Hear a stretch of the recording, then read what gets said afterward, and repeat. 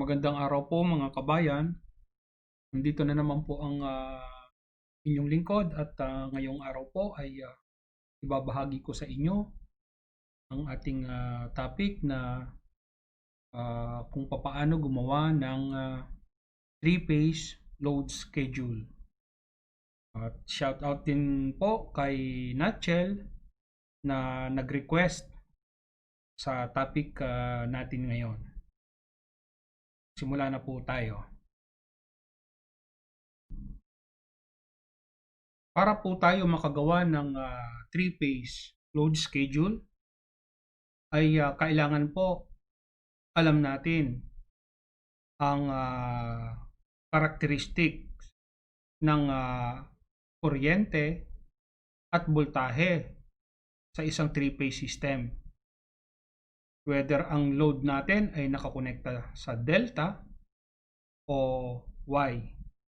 So, magbibigay po tayo ng dalawang example na load schedule na kung saan ang load po natin ay connected in delta tapos connected in Y. So, alamin po muna natin ang mga karakteristik ng current o amperahe tapos voltage dito sa delta. Halimbawa po, meron tayong 3-phase panel board. Ito po ang line niya. Line A, line B, line C, connected in delta. Ganito po kasi ang magiging connecta ng load. Pagka may 3-phase po tayong power supply at may single phase tayong load, either yung single phase na load is nakakonekta sa AB, which is ito po, BC, yan, ang load din yan, at CA, yan, isang load din yan.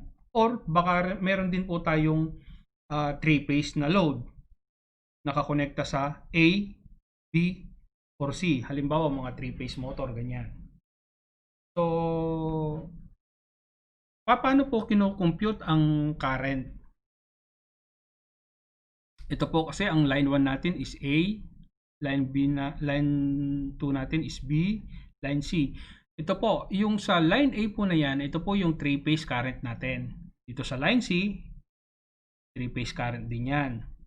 Itong line B, 3-phase current din yan. Dito naman po tayo sa mga load, yung single phase po na load. Itong pagitan ng CA, halimbawa may load tayo dyan, yan, single phase current yan. C to A. Tapos A to B, yan, single phase current din yan.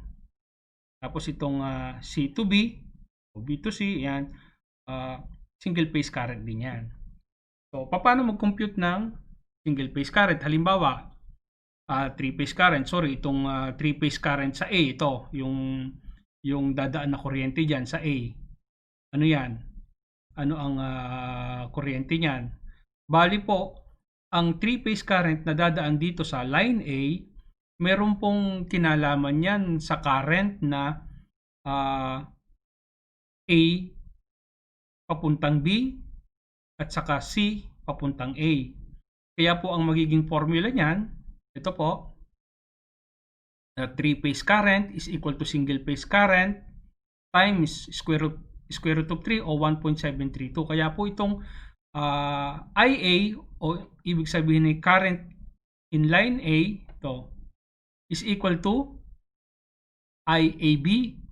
Ito po, current dito sa isang phase times 1.732. Or, pwede ring ICA, ito, times 1.732. Ayan po ang IA. Pag dito naman po tayo sa amperahe o kuryente na dadaloy dito sa line B, ito po, line B, so 3-phase current, ayan po yung IB. So, ito pong IB na to ay may kinalaman po dito sa kuryente na dadaloy sa AB at saka CB. So, bali po ang mangyayari, ang current na 3-phase current dito sa line B o IB is equal to single phase current na IBC, yung current po na dadaloy rito, times 1.732. Or pwede ring IAB, ito, times 1.732. Yan po. So, sa IC, ganun din. Itong IC na to, 3-phase current yan. Kasi sa line tayo sumusukat eh. O, is equal to ICA times 1.732. Or IBC times 1.732. Na kung saan yung ICA at yung IBC ay single phase current. So, in general, pagka meron tayong delta system, ang 3-phase current natin is equal to single phase current times square root of 3 o 1.732. Ang 3-phase current natin ay yung linya mismo, yung current na dadaloy sa line A, line C, o line B. O yung single phase current naman natin ay yung mga current na dadaloy sa mga load na kung saan pwedeng current AB, BC, o CA. Sana po maliwanag ito. Dahil ito po yung magiging pundasyon natin pag gawa ng load schedule. Isa po ito. Kung hindi po natin kabisado ito, hindi po natin magagawa yung 3-phase load schedule. Dito naman po tayo. Sa 3-phase voltage po, yung 3-phase voltage po ay parehas lang ng single-phase voltage pag delta system. Tignan po natin. Ang 3-phase voltage po kasi ay susukat tayo ng voltahe sa line. So, ang mga 3-phase voltage ay voltage AB. Pag sumukat tayo sa pagitan ng AB, voltage AC o voltage BC dito. Ngayon, sumukat naman tayo sa load. Ganun din, no? So, pag dito sa load, sa single phase na load na to, yung isa rito, voltage AB, voltage BC, voltage CA. So, parehas lang. So, pag delta system, ang 3-phase voltage is equal to single phase voltage. O, equals to BAV, voltage across AB, BVC, voltage across BC, or VCA, voltage across CA. So, sana po maliwanag yan. Dito naman po tayo sa Y. Dito po sa Y, meron po tayong line A, line B, line C. Tapos meron din po tayong neutral dito. Connected dun sa center tap ng transformer. Pero ito po, hindi po ito ang transformer po. Ito po yung load na load po ito. Load ito. Ito sa load side na to. Load side.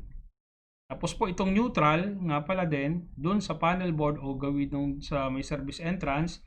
Itong neutral, nakaband po ito sa ground lagi. Hindi ko na lang po pinakita rito. So, ito po, representation ito ng load, hindi po ito transformer. Pagka po kasi may 3-phase panel board tayo na Y connected, ganito po ang magiging connection ng loads pag sinimplify po natin. So, ano po ang characteristic ng current at voltahe rito?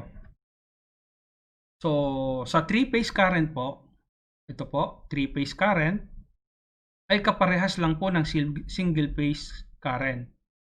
Bakit po? Tignan natin. Kasi ito po, ang 3-phase current nga po pala is ito, yung current na dadaan dito sa line A. Ayan po. Yan, 3-phase yan. Yan yung linya. O dito sa line C, line B. Yung single phase current na po, naman po, ay yung current na dadaloy mula line A papuntang neutral, line B papuntang neutral, line C papuntang neutral. Yung po yung mga single phase current. So, para sa mga single phase na load. Pero kung titignan nyo po, yung daloy po ng kuryente dito, halimbawa dito tayo sa A, sa line A tayo. Yan po. Yung daloy ng kuryente, iisa lang po papunta dyan, oh. O iisa lang, oh. So, yung 3-phase current, saka yung single phase current, ay parehas po yan. Kasi iisa lang yung daloy nyo, iisa lang, oh. Hindi siya magsasanga. Wala siyang junction, oh, ano. So, isa lang po yan. Tignan nyo po rito sa B. Yung 3-phase current, ito ang punta niya, oh. Iisa lang. Papunta dyan. Pag dito naman na, single phase current na siya. Ganoon din po sa C. Ayan o, 3-phase current, single phase current din yan, no? Papuntang neutral. So, ang summary po, yung 3-phase current na IA, ito, is equal to single phase current na IAN. Parehas din po yan. IB is equal to IBN. Tapos ito, ano po ito? Ang tawag dito? Typographical error po. Dapat ito is IC is equal to ICN. Sorry po. Hindi na natin po babaguhin at nasa kalagitnaan na tayo ng discussion. So, IC is equal to ICN. Ito po. IC, ito. Current along C. Line C. Tapos yung current along CN na single phase. So, isa lang ang dinadaluyin niya. Pag isa lang ang dadaluyin niya, parehas sila ng value. So, ayun po. Dito naman po tayo sa voltahe. Dito naman po sa voltahe, yung 3-phase voltage po natin is equal to single phase voltage times square root of 3 o 1.732. Bakit po? Halimbawa po, ano po ba ang mga 3-phase voltage natin? Ito pong voltage across AB, AC, at saka BC, yung mga voltahe sa linya. Kasi po, tignan nyo, kung halimbawa, dito tayo sa AC halimbawa, sa AC, sample natin.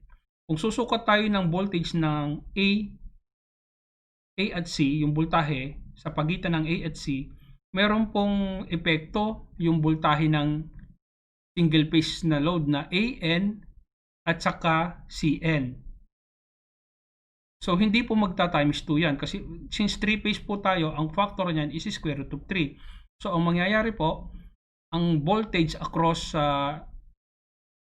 AC or CA, voltage across CA, ito, is equal to square single phase voltage times 1.732. Ito po, pwedeng maging VCN times 1.732 or VAN times 1.732.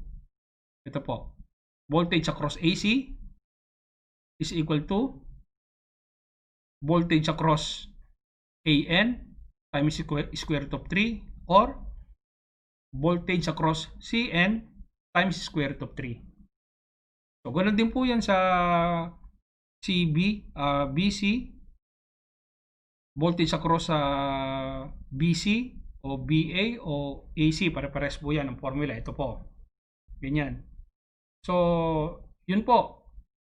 Tandaan po natin. Pagka Y system po, sa Y po ang sistema, ang 3-phase voltage po ay is equal to single phase voltage times square root of 3. Ang 3-phase current naman po is equal to single phase current. Kabalik rin naman pagka delta. Pagka delta naman, yung 3-phase voltage is equal to single phase voltage. At yung 3-phase current naman is equal to single phase current times square root of 3. So, sana po malinaw na yon. Kung medyo malabo po, tanong nyo lang po. Mag-comment po kayo dyan sa baba at sasagutin ko po. Sige po, magsimula na po tayo dun mismo sa load schedule.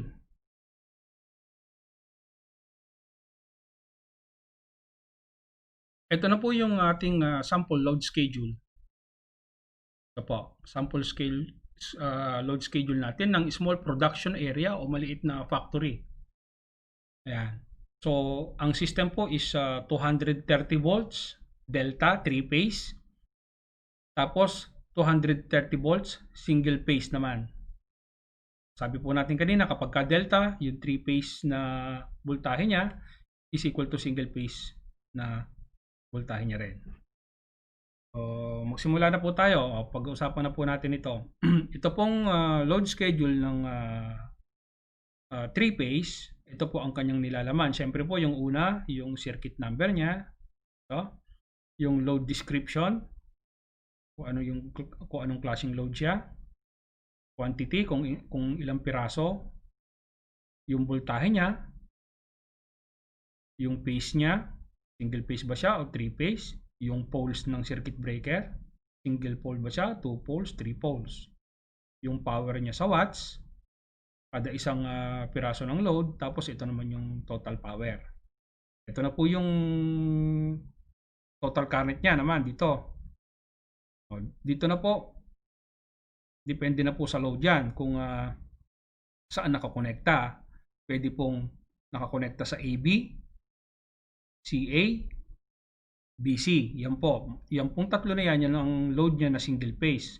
Ito naman pong ABC, ito naman po yung load niya na 3 phase. Tapos nandito rin po yung branch circuit protection, yung circuit breaker. Kung ano amperahe at kung anong klaseng circuit breaker. Tapos andito yung wire size, tapos andito yung conduit size. Okay po. So, medyo bibilisan po natin kasi po hahaba eh. Later on po ibibigay ko na lang po yung mga table na gagamitin nyo. Kasi po kapag inisa-isa natin, masyadong mahaba, mayroon pa po tayo kasing Y na load schedule din. So, bilisan lang po natin. Itong circuit number 1 po. Halimbawa, meron tayong 100 watts na light fixture. Ang piraso niya is 13. Siyempre po, single phase, ang voltahe niya is 230 volts. Ang phase niya, single phase, 2 poles lang siya. Dahil delta, ang power niya is 100 watts kada isa. So, ang total power niya is 13 na piraso times 100 is equal to 1,300. Okay. I-divide mo ng 230 volts itong 1,300 amperes. Ang lalabas is 5.65 amperes. So, ito po. Ilagay po muna natin siya sa AB. Single phase po siya, AB. Tapos, sa number 2, ganun din po. 14 na piraso. Ilalagay ko rin po sa AB. Dahil po 5.65 amperes lang yan, saka 6.09, siyempre, yung branch circuit protection yan, 15 amperes lang din. Ito, 15 amperes. Kasi ito naman ang pinakamababang equal natin. Tawag dito, pinakamababang circuit breaker na pwede natin gamitin. Sa wire size naman, 2.0 THHN wire ang gagamitin natin. Ito, circuit number 1, 2. Tatlo po, kasi yung dalawa, line 1, line 2, o line A, line B, yung pangatlo, ground niya. Tapos sa conduit size naman, 20 mm diameter. Hindi na po natin titignan sa table kasi ito naman yung mga minimum eh. Titingnan na lang po tayo mamaya sa table, doon sa malalaki para mabilis po tayo. So, circuit number 3, duplex convenience outlets. Ito, meron tayo 12. So, 230 volts siya, single phase, 2 poles. Ang power niya, kada isang duplex convenience outlet, alam po natin ito, 180 VA o 180 watts. So, na-discuss na po natin ito. So, 180 watts. So, kung ito total po natin siya, 180 watts times 12, lalabas po 2,160. Lagyan naman po natin dito sa 9.39. 9.39. Ganun din po itong circuit number 4, 9.39. Okay. So, ang circuit breaker po, actually, dito po sa circuit breaker niya, pwede tayong gumamit ng 15 kung gugustuhin natin. Hindi natin wala tayong i-break na batas o law o sa PEC man, hindi natin i-break. Kaya lang po kasi naging rule of thumb na natin na gumamit ng 20 amperes na circuit breaker kasi po pagka nagdagdag pa po tayo ng ilang pirasong convenience outlet, kaya niya pa. Kaya lang po, pag naglagay tayo ng 20 amperes na circuit breaker dito, dapat po ang wire natin 3.5. Hindi po 2.0. Kasi po, pag 2.0 ang wire mo, hindi siya kayang proteksyonan ng 20 amperes. Ang kaya lang proteksyonan ng ang kaya mag-protect sa 2.0 na wire is 15 amperes. Tapos yung conduit size naman po, ganun pa rin, maliit pa rin, 20 mm diameter PVC conduit.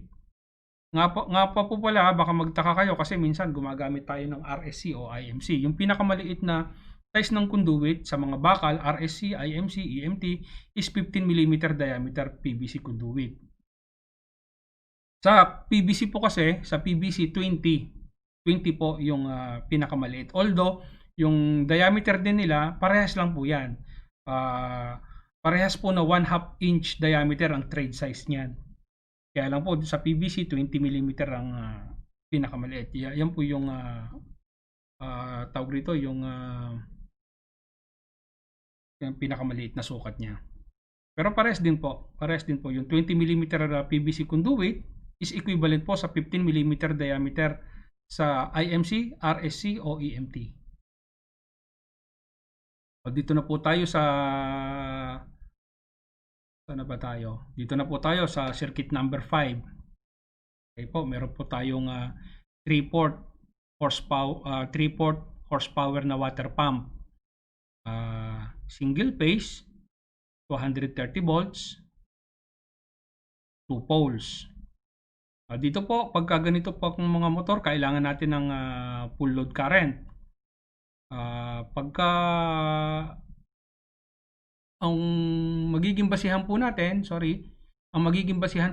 pag-compute ng current nito ay hindi po yung kanyang nameplate, kundi yung sa table po na PEC. Tignan po natin yung full load current ng 3-port horsepower na motor na 230 volts. Tignan po natin sa table. Ito po yung table 4.3.14.2. Ito po yung full load current in amperes ng single phase alternating current motors. So meron po tayo dyan full load current ng 115 volts, 200, 208, 230 volts. Dito po tayo sa 230 volts. Tapos 3-port horsepower. Ang full load current po ng 3-port horsepower, ito po yung horsepower niya, 3-port na 230 volts is 6.9. So, malinaw po 6.9.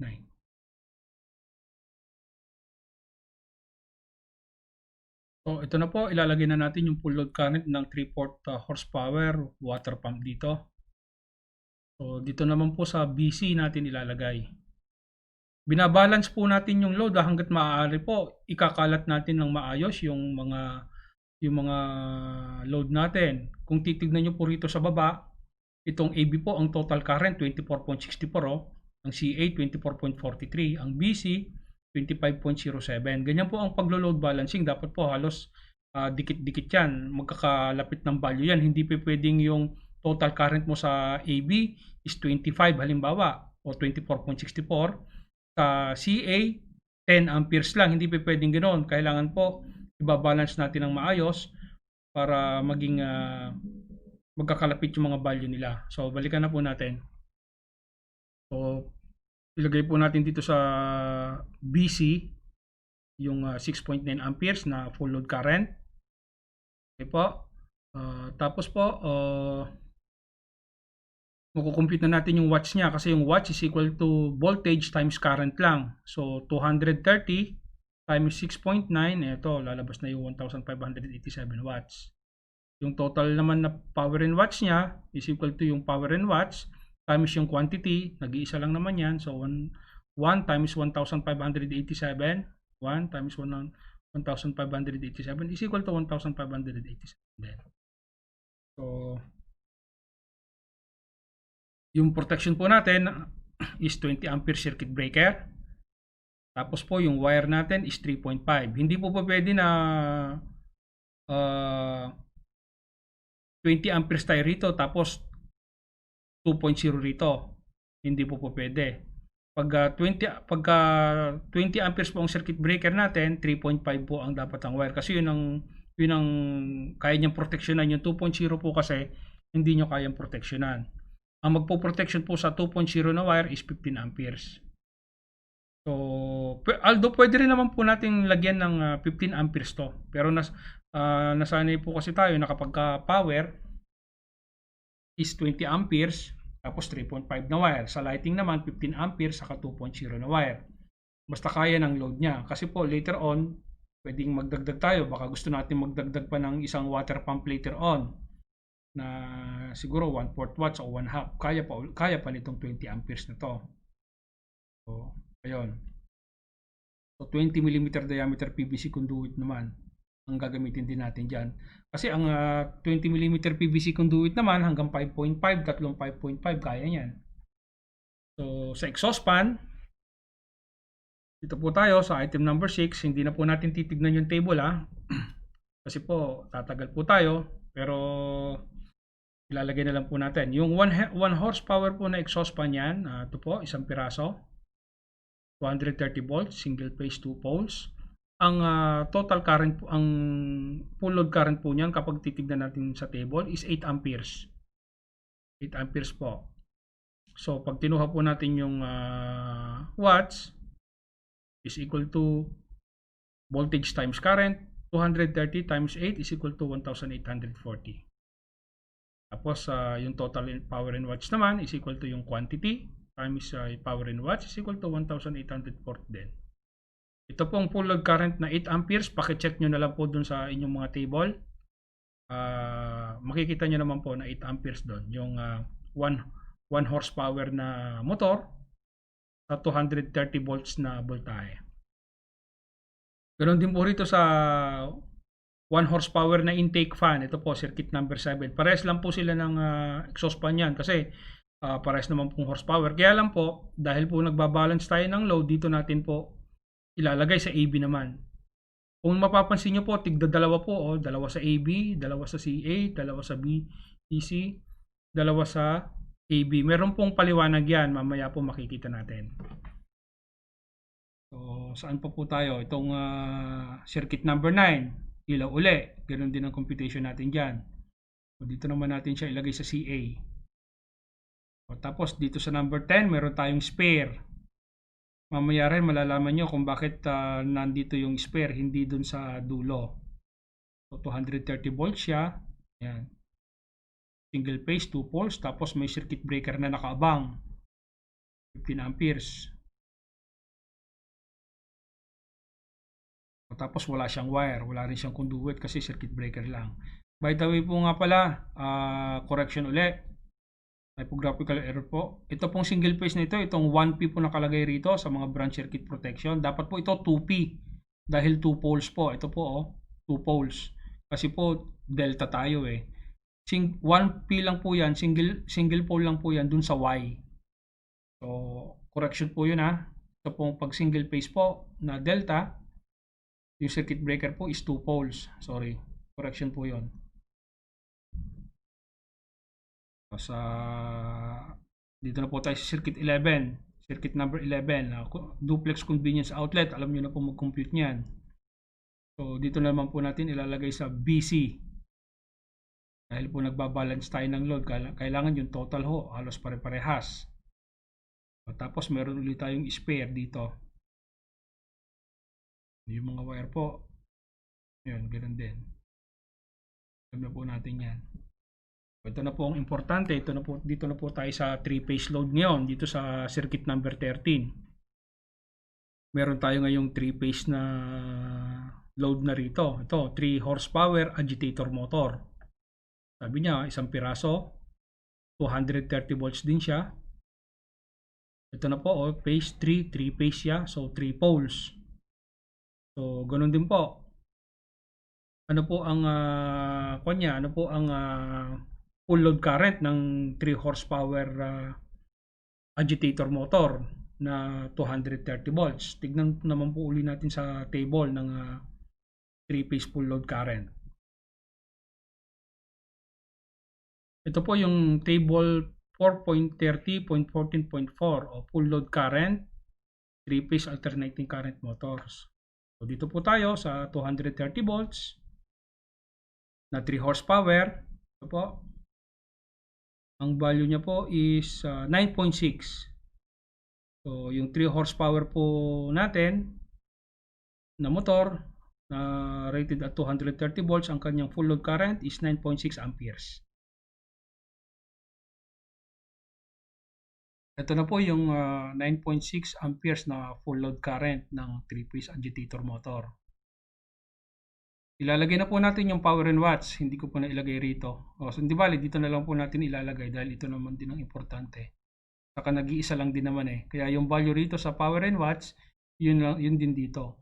So, kapag ka po sa 3-phase po, kailangan natin ng total power sa 3-phase. Ang magiging formula po nito is 3-phase power o total power is equal to square root of 3 times line current times line voltage. Yung square root of 3 po, pwedeng 1.732. So, ano po ba yung line current niya? Yung line current niya, ito po, yung full load current niya, 9.6. Ano ba yung line voltage niya? 230. So, kaya po, yung magiging power niya is equal to 1.732 times 230 times 9.6. Paki-check po kung calculation. I-check ko din po rito sa aking calculator. 1.32 times 230 times 9.6. Tama. So, ayun po. So, dahil 9.6 ang kanyang 9.6 ang kanyang amperahe, ito. Yung branch circuit po na protection, hindi po natin pwedeng gamitan ng rule of thumb to kasi po may rules po rito na pag gagamitan po natin siya ng circuit breaker, kailangan po i-multiply natin yung full load current ng 2.5. So, 9.6 times 2.5 equals 24 amperes. So, yung 24 amperes na yon, hindi tayo gagamit ng 30 kasi kung ano yung mas malapit na size, yun ang gagamitin natin dahil 24 siya, mas malapit yung 20. Kaya po, 20 amperes gagamitin natin. Pero dahil 9.6 amperes lang siya, pwede naman natin tayong gumamit ng 2.0 na wire. Apat po kasi 3 phase plus may ground. Tapos 20 mm diameter PVC conduit. Huwag po kayong mag-alala kasi sabi natin kanina yung 20 amperes hindi niya kayang protection niya yung 2.0. Sa pagkakataon pong ito, kasi po motor ito, meron itong overload relay. Yung overload po, hindi yung circuit breaker ang mag-titrip pagka may overload. Ang mag-titrip po ay yung overload relay. Okay po. Bali, ang magiging trabaho lang po nitong MCCB ay para sa ground fault at saka short circuit protection. Pag overload po, yung overload relay. Usually po pagka mga 3-phase motor, kailangan may mga overload relay yan. Maski na po yung mga single phase na motor, may mga overload relay din po yan. So, dito na po tayo sa number 14. So, meron po tayong 1/2 horsepower dito na conveyor motor sa piraso. 230 volts, 3 phase din siya, 3 poles. Tapos po, kung titignan po natin sa table, hindi na po natin babalikan. Check nyo na lang po. Ang full load current po niyan is 6 amperes. 6 amperes. Yan po. So, dahil 6 amperes siya, pwede tayong gumamit ng 4 na 2.0 square mm na THHN wire saka 20 mm PVC conduit. Ngayon naman, dun sa branch circuit niya, 6 times 2.5. 6 times 2.5 is 15, eksakto. So, gagamit po tayo ng 15 amperes. So, saan po natin kinuha yung times 2.5 para makuha natin yung circuit breaker? Tignan po natin yung clause na yon sa PEC. Ito po, table 4.30.4.2. Ang sabi rito, maximum rating or setting of motor branch circuit, short circuit, and ground fault protective device. Kaya po nang sinabi ko kanina, yung circuit breaker po na para sa motor ay hindi pang overload. Pang short circuit po at saka pang ground fault ang gamit nun. So, ito na po yung gagamitin natin. Ito po yung lagi natin ginagamit na circuit breaker, invert time circuit breaker. Tapos usually po yung mga motor na ginagamit natin is squirrel cage. So, ito po squirrel cage dito. Kung mapapansin nyo po rito, 250% o 2.5. Okay na po. So, i-multiply lang po natin yung 2.5. I-multiply natin pala yung full load current ng 2.5 para makuha natin yung circuit breaker size. So, dito po sa circuit number 15, meron tayong spare. So, ang voltahe po is 230 pa rin. 3 phase, 3 poles. Tapos, meron siyang 15 amperes. 15 ampere trip na MCCB. So, para po sa future loads later on. Kung mapapansin nyo po, ang nilagay ko po dito sa mga 3-phase motor is MCCB. MCCB po. Bakit po MCCB? Ito po, MCCB, MCCB, MCCB. Kasi po, yung mga short circuit capacity nitong mga MCCB ay mas malaki po kaysa sa ordinaryong circuit breaker. Ang ordinaryong circuit breaker po, usually niyan, meron niyang 5 or 10 kiloamperes interrupting capacity. Yun lang po yung kaya nilang i-interrupt ng safely kapag halimbawa may short circuit. Ito pong MCCB, ang pinakamaliit po nito yata ay nasa 25 kaik o 25 kiloampere interrupting capacity. Kaya po pagka may short circuit,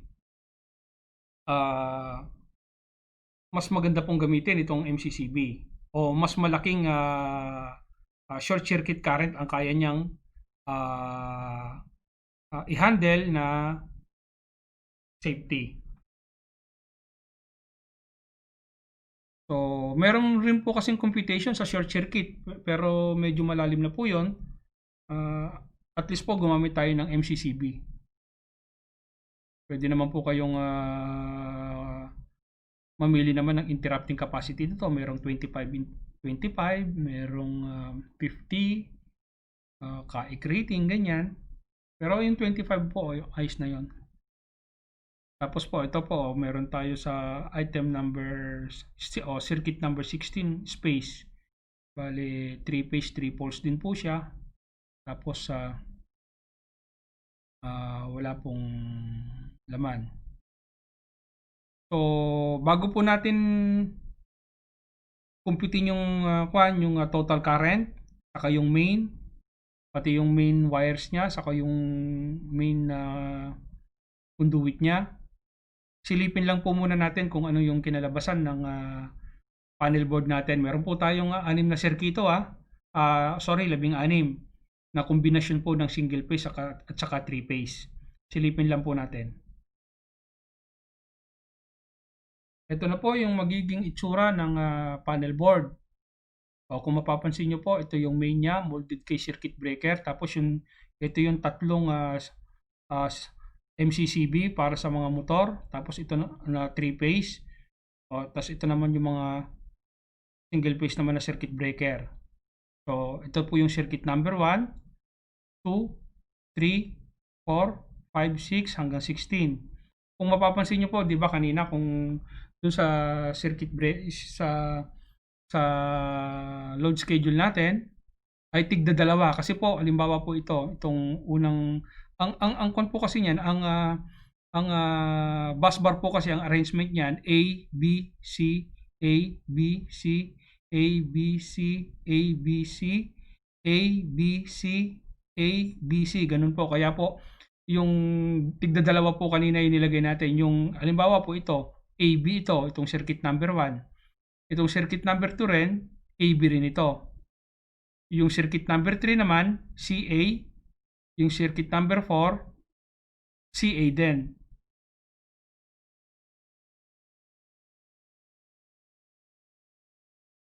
Tapos yung circuit number 1, number 5, BC. Circuit number 6, BC. Ganon. So, ganyan lang po ang bilangan yan. A, B, C, A, B, C, A, B, C. Tapos po, ang bilangan naman ng circuit number, kaliwa kanan, kaliwa kanan. 1, 2, 3, 4, 5, 6, 7, 8. Ganyan po. Hindi po pwedeng puro kaliwa, tapos puro kanan. Hindi po. Ganyan po ang bilangan para masunod yung ating load schedule. Yung space naman po, ito po yung sample ng space, circuit number 16, walang circuit breaker. Space kung tawagin. Meron siyang bus bar dyan, later on, kung gusto mong may load tayo later on, pwedeng kabitan ng circuit breaker. Tapos yung spare naman kanina na circuit number 10, dahil spare siya, may circuit breaker. Ito, circuit number 10. Pero wala siyang laman na load. So, ayan po. So, balik na po tayo dun sa computation. Compute na po natin yung total current. So, sa 3-phase po, ang gagamitin natin is yung 3-phase load, 15.6. Tapos sa single phase naman po, yung pinakamalaki. Kaya po natin bilalan siya dahil dikit para halos pare-parehas. So, ang pinakamalaki po na current is yung current sa BC. Ito po, 25.07. Kasi yung CA 24.43 lang, saka 24.64. Ito po is tinotal lang natin ito. Yan, tinotal natin. Ito po yung total niya. Ito naman po, yan yung total niya. Ito naman po, yan. Pag tinotal mo yan, ito naman yung total niya. So, sabi po natin kanina, pagka sa delta po, yung current, yung 3-phase current is equal to square root of 3 times single phase current. So, maliwanag po. So, ngayon po, kunin na natin yung total current. Ito. Total current po. So, total current. Kailangan po i-add natin yung single phase current at saka yung 3-phase current eh. So, i-assume po natin itong BC ganun po yan. Pagka gagawa tayo na, kukumpitin natin yung current.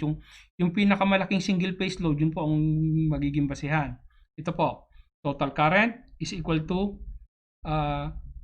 single phase current 25.07 times 1.732. Ito na po yung square root of 3. Minultiply pa po natin ng 1.25 para saan? Dahil po ito po ay mga continuous load. Ang ibig sabihin, lahat po ito, dahil po factory ito lahat po ito, mga loads na to ay ginagamit ng more than 3 hours o 3 hours pataas. Yun po ang tinatawag na continuous load. Pagka continuous load po, kailangan natin dagdagan ng 1.25. Mamaya po ipapakita ko sa inyo yung clause tungkol dyan sa tawag dito, dyan sa sa continuous load na yan. Tapos po, idagdag, dahil ito po, 3-phase current na ito. Idagdag lang natin yung 3-phase current na 15.6. Ito, 15.6. Ito po. Yan, ayun na, plus 15.6. Plus, yung 25% ng full load current ng pinakamalaking motor. Ano ba ang pinakamalaking motor? 9.6 o 6. So, 9.6. So, 0.25 times 9.6. So, ayun po. Yun na. So, pag tinotal natin lahat yan, ito na ang magiging, ito, pagka tinotal natin, pagka kinumpute natin ito lalabas. Itong 15.6, yung pa rin, pagka kinumpute natin to is ito na. So, 54.28 plus 15.6 plus 2.4 is equal to 72, 72, 0.28 amperes. So, tignan po natin ngayon to, itong sinasabi kong tawag rito, continuous load. At saka itong yung 0.25% naman para dito naman sa motor. Additional 25% ng full load current ng malaking motor. Tignan po natin yan. Ito na po yung close dun sa 125% o 1.25 na karagdagan para doon sa continuous load. Ito po, ito. Ang article po is 2.10.2.1. Sabi niya, conductors minimum ampacity and size. Sabi niya, branch circuit not more than 600 volts. Ito po, sabi po rito, branch circuit conductor shall have an ampacity not less than the maximum load to be served. Where a branch circuit supplies continuous loads or any combination of continuous and non-continuous loads, the minimum branch circuit conductor size before the application of any adjustment or correction factors shall have an allowable ampacity not less than the non-continuous load plus 125% of the continuous load. So, wala naman po tayong continuous load. So, puro continuous load. So, kaya po nagdagdag tayo ng 1.25. Binultiply natin ng 1.25 yung loads natin sa single phase. So, ayan po. Ngayon po, tignan naman natin yung dun sa motor. Ito po, Article 4.30.2.4, several motors or motors and other loads. So, halo-halo na po yan. May other loads. Ang sabi po rito, conductor supplying several motors or motor, pwedeng marami, pwedeng isa, and other loads. So, other loads, pwedeng ilaw, pwedeng convenience outlet. Sabi niya, shall have an ampacity of not less than 125% of the full load current of the highest rated motor. Yun po, yung kailangan po may 125% ng full load current ng highest motor. Yun po. Plus the sum of the full load current ratings of all other motor in the group as determined by 4.30.1.6 plus the ampacity of required other loads. Tapos yung karagdagan po na mga iba pang load. So, ang mangyayari po nito, ang magiging total load po nito is yung other loads natin, yung mga single phase load na compute na po natin, plus yung load natin sa motor. Tapos magdadagdag po tayo ng 25% para dun sa full load current ng pinakamalaking motor. So, ganun po yan. So, ito na po, 72.28 amperes ang computation. Ito na po yung 1.25 para dun sa continuous load. Tapos, ang dinagdagan po natin ng tawag rito ng 0.25% pa yung full load current ng pinakamalaking motor. Ito po, So, 9.6 times 0.25. So, compute na po natin yung service entrance. Dahil po 72.28 amperes, tignan po natin yung size ng wire na gagamitin. Gagamit po tayo ng THW wire. THW wire. Gamit po tayo ng THW wire. Ito po, bali, gagamit tayo ng tatlong 30 mm square THW wire. Tapos isang 8.0 naman na TW wire para sa grounding. Tapos ang ating conduit is 40 mm diameter conduit. So saan po natin nakuha yan? Tignan muna natin yung THW wire na 30 square mm. Bali, ang magiging basehan po is 72.28 amperes. Tignan po natin sa table. Ito na po yung table ng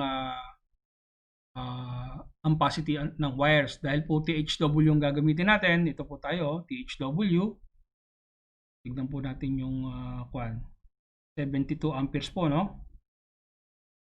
So, 79. Pwede itong 79. Kaya lang, alanganin. Kasi kung gagamit tayo ng 80 amperes na circuit breaker, 79, alanganin ito. Dito tayo sa 105 amperes na THW. So, dito tayo sa 105 amperes. So, 30 mm squared ang gagamitin natin. Ayan. So, ang ampacity niya is 105 amperes. Kasi balak natin gumamit ng 80 amperes. Kasi kung 79 amperes lang at gumamit tayo ng 22, alanganin. 79. So, ito ang gamitin natin, 105 amperes na ampacity. So, 30 mm squared. Ayan, THW. So, ayun. Tatlong 30 mm square mm na THW. So, tignan naman natin kung bakit number 8 na TW ang kailangan sa grounding. Tignan naman natin yung grounding. So, ang magiging basihan natin is 72.78 amperes, ano? Yan. At 30 mm squared na THW wire. Ito po yung gagamitin natin na table para dun sa grounding. Ito po, table 2.5.3.17. Actually po ito rin po yung gagamitin natin na grounding para dun sa papuntang ground rod. Papuntang ground rod at saka papuntang panel board na manggagaling doon sa service entrance. So ito po, ano po yung size ng ating conductor? Di ba 30 mm squared? Dito po. Ito, copper siya. 30, sabi rito. Ito po. So, kung 30 siya, ito yung grounding electrode conductor. Conductor yung kable o wire. So, pag 30, 8.0. Dahil copper gagamitin natin. Kung aluminum, 14 eh. So, copper. So, 8.0 tayo. 8.0. Ito na po. So, 8.0 mm squared TW wire. Ngayon po, itong 40 mm diameter naman na conduit na kung saan ipapasok natin yung tatlong pirasong 30 mm squared na wire at saka isang pirasong 8.0 mm squared TW wire. Paano natin nakuha na 40 mm diameter conduit? Tignan po natin yung table. So, bali po ang ipapasok natin is tatlong 30 mm squared THW at saka isang 8.0 mm squared na TW. Ito po yung ating table, table C4, maximum number of conductor and fixtures wires in intermediate metal conduit. IMC po ito hindi PVC kasi po service entrance na ito. Hanggang papunta po ng panel board, IMC kasi po exposed siya. Ngayon, kung pagdating po dun sa ibabaon na natin, sa semento or sa slab, pwede na pong PVC. Pag expose po, IMC gagamitin natin. So, sabi po natin, tatlong 30 mm squared na THW. Hanapin po natin yung THW rito. Na 30 mm. Ito po, THW, sabi. Tapos 30 mm square. Tatlong piraso. Ito. Plus isang 8.0. So, ito sakto lang. Actually, sa 32 mm diameter, kasya na yan. Ito 32 mm diameter. Okay? 5 ang kasya na 30 mm square na THW. Kaya lang po, may masama po akong experience dito sa pagsasizing nito. Nasubukan ko po kasi sa mga past experience ko na kapag ganito medyo alanganin ang bilang ng wire at halos sakto lang 5 ganyan o 4, medyo masikip po. Kaya ang ginagawa ko pagka ako nagdi-design, one size higher po. So imbis na 32 mm ang gagamitin natin, 40. Ito, 40 mm. So dito po sa table, yung 30 mm square kaya 6. So, one size higher po. Actually, 32 mm kaya na. Pero one size higher tayo para sigurado. Sa mga past experience ko po kasi, gaya na sinabi ko, pagka ganitong konti lang ang yung halos sakto lang, masikip po yan. Lalo na maraming bale. So, yun po, gamitin natin ng 40 mm diameter na IMC. Dahil po ang total current is 72.28 amperes. So, syempre po, yung main overcurrent protective natin ay gagawin na nating 80. 80 amperes. 3 poles, tapos MCCB rin para malaki ang interrupting capacity. So, ayun na po. Tapos na po yung ating computation para dito sa ating example na delta na 3-phase system. So, ito na po yung load schedule niya. Tapos na po tayo. Ito po yung mga total niya. So, total power in watts. Andito na. Kailangan po, nandito rin yung total power in watts. Kasi po minsan kasi, pagka mga malalaking factory, ang bumibili po ng transformer yung may-ari. Kaya po kailangan din itong watts na ito. Total, dapat accurate din ito kasi ito magiging basehan ng bibiling transformer sa KVA. Ibabawas lang po rito yung o idadagdag lang po rito yung power factor para makukuha na yung KVA rating ng transformer na kailangan. So ito na po, bali yung mains naman po ito, 80 ampere trip ang main niya, sabi natin. Yung wire size ng main, tatlong 30 mm square saka 8.0. Rounding, 40 mm diameter ang IMC. Yung mga loads naman po ito, single phase loads. Tapos nandiyan din po yung 3-phase load na yan. So, ayun po. Lipat naman po tayo sa Y naman. Bali, bibilisan lang po natin sa Y kasi halos parehas lang din naman. Good pa.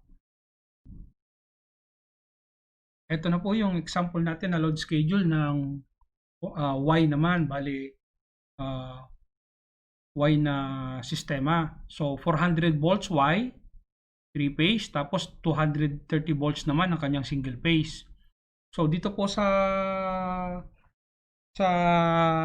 load schedule na ito, dahil ang voltahe ng 3-phase at saka single phase is magkaiba, sa single phase po, okay lang na gumamit tayo ng 230 volts. Pero pag 3-phase po, 400 volts ang gagamitin natin. 400 volts po dapat yung mga equipment. Otherwise, kung 230 volts yung gusto nating gamitin para sa mga 3-phase load din natin, kailangan natin ng transformer. Dry type transformer po ang ginagamit. Para magkaroon po tayo ng 230 volts. I-step down po natin yung 3-phase na 400 volts sa 230 volts. Pero para hindi na po tayo gumawa ng ganon, bibili na lang po tayo ng 400 volts rating 3-phase na motor. So, ayun po. Ganon din po ang sistema kanina sa Delta. Ang pinagkaiba lang nito ay yung voltahe nga po, ito. Yung voltahe, kung mapapansin nyo, lahat ng single phase load is 230 volts. Lahat naman ng 3-phase load is 400 volts. So, 400 volts po ang bibili natin ng mga motor. Sa number of poles din po, nagkaiba. Dun po sa Delta kanina, ang isang branch circuit po ng single phase is dalawang circuit breaker. 2 poles. Dito po, isa lang. Kung mapapansin nyo po, puro 1 yan, no? Kasi po, yung single phase load dito is connected sa line to neutral. So, yung line lang po ang po-protectionan natin. Isang circuit breaker lang kada isang branch circuit ang kailangan natin pag single phase na load dito. Yung po kasi kanina, 2 poles.